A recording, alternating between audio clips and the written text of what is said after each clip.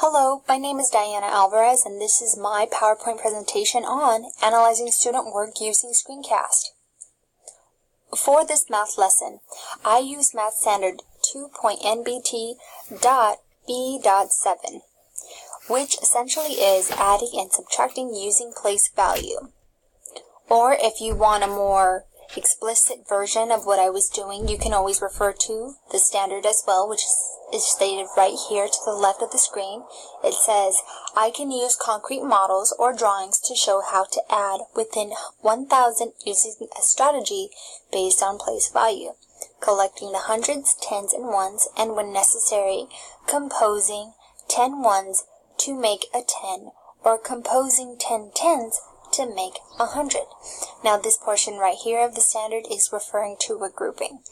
And if you look to the right of the screen, you can go ahead and see that the students are using manipulatives such as base 10 blocks, and they will also be using place value charts as well.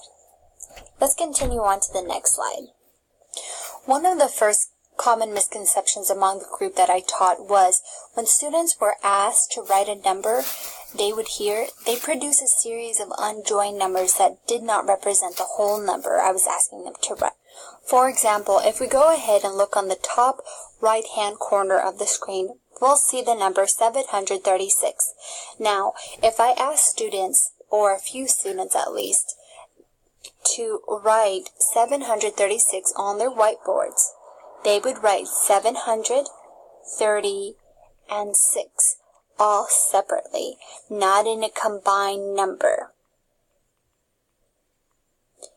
Now, in order to combat this, I immediately asked students to go ahead and count out smaller numbers, either single or double digit, using base 10 blocks. Now, once we were using base 10 blocks, I would also ask students to organize these blocks using the place value chart, and this would help them realize that numbers, larger numbers such as 86, aren't written as 80 and then 6, but all together.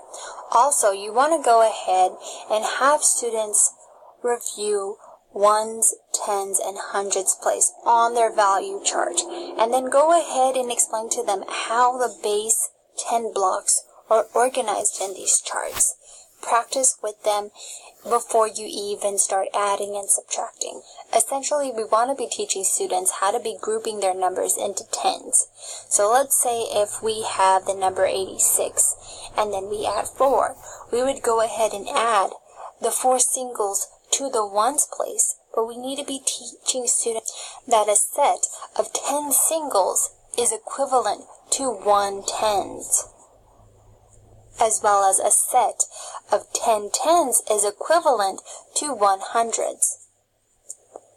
However, we can also be teaching our students how, instead of saying 86, we can also say 8 tens and 6 singles or 6 ones.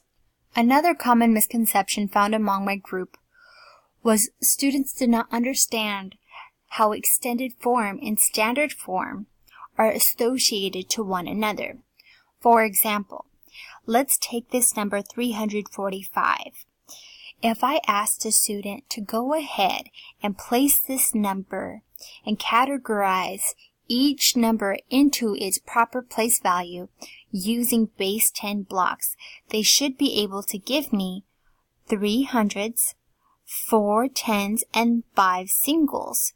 However, they confuse this number by adding each digit in the value, and this indicated that the student really didn't have a good grasp on how place value worked. However, on this image, we have another student who separated 889 into different categories based on each digit found in the value itself. They were able to indicate that there were 8 hundreds, 8 tens, and 9 ones in this number, giving us 889 total. According to John Vann, He explains how place value understanding requires an integration of new and difficult to construct concepts of grouping by tens, with procedural knowledge of how groups are recorded in place value scheme, how numbers are written, and how they are spoken. Therefore, when you have the opportunity to do so in your classroom, always include a place value chart in base 10 blocks, just to give the students a grasp, an idea of how much is actually in that number. And not only that, but how much groups of 10 is in that number.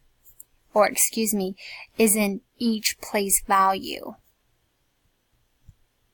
Another common misconception was students understood how to write the numbers, but they had no concept of place value. For example, if I wanted students to place 18, this number right here, on a place value chart, some of them would completely disregard the place value chart and instead place 8 singles on this side of the number and then 1 single to represent the tens place of the number. In order to combat this confusion amongst students, I had them go ahead and count out 18 single. This was a long process, but it was necessary. However, keep in mind, in order to allow students to count correctly, have them place their singles into rows of 10. And this will help them later on transition into using the sticks of 110. Finally, after the students had counted 18 singles out, and they had placed all their singles into rows of 10, I would go ahead and ask them to take out each group of 10 and replace that with 1 stick of 10. Now, then they would be asked to use the place value chart. By using the place value chart, the students would take the 1 stick of 10, place that in the group of 10, and then take the remaining amount of singles and place that into the ones place. This allowed students to see that there was 1 10 and 18. And 8 singles remaining. Another common misconception the group of students that I taught was that they didn't understand how to regroup when subtracting or adding using place value. Now, if we go ahead and look to the image to my right, you will see the numbers 32 plus 18 equals 410. Now, if students were using the basic method of adding this number, they would go ahead and understand to carry this place value of 8 plus 2 equals, 10 of course, but you would put the 0 right there and just carry the 1 on over the 3. However, we were using a place value chart along with base 10 blocks, so I wanted to go ahead and have students regroup the singles or even the tens together. So, for example, let me go ahead and say, if we have 8 singles plus 2 more singles, that would give us 1 stick of 10. But that would cancel out all our ones. So we would have 5 tens or 5 stick of tens. Instead, this student wrote that we had 10 ones and 4 tens. So always make sure that when using a place value chart or just adding or subtracting within place value, you want to go ahead and make sure that the student understands that we were always grouping by 10. So if we have 10 ones, we move those 10 ones to the tens place. If we have 10 tens, we move all those tens to the hundreds place. And this is exactly what John Van is indicating in the textbook. He is saying an important concept for students to know is that the base 10 system is centered around groups of 10. For our final misconception, we will look into how students may not be able to regroup due to not being able to separate blocks in tens or hundreds columns. For example, let's take a look at a 10 stick. Students are not able to separate the blocks in this stick, which may lead them to be confused. And if you're subtracting and you need to take away from this, they may not understand that they need to add more singles, which will eventually lead them to get the wrong answer when solving their equation. That is why, during the end of my lesson, when I was finally asking students to subtract, I did add reconnectable blocks as manipulatives for the students to use to solve equations. Now, according to John Vann, he recommends groupable manipulatives prior to using traditional base 10 blocks because they can physically be joined together and broken apart. Traditional base 10 blocks are actually a little bit more abstract because, for example, you can't break the tens rod apart into ones. You have to trade it in for ones. Second graders will then transition from the linking cubes to base 10 blocks as they extend their learning to hundreds. Now, prior to giving this lesson to the students, I did not understand this.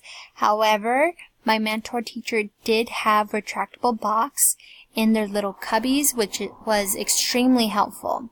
So instead of the base 10, go ahead and use reconnectable blocks. They're very fun to use.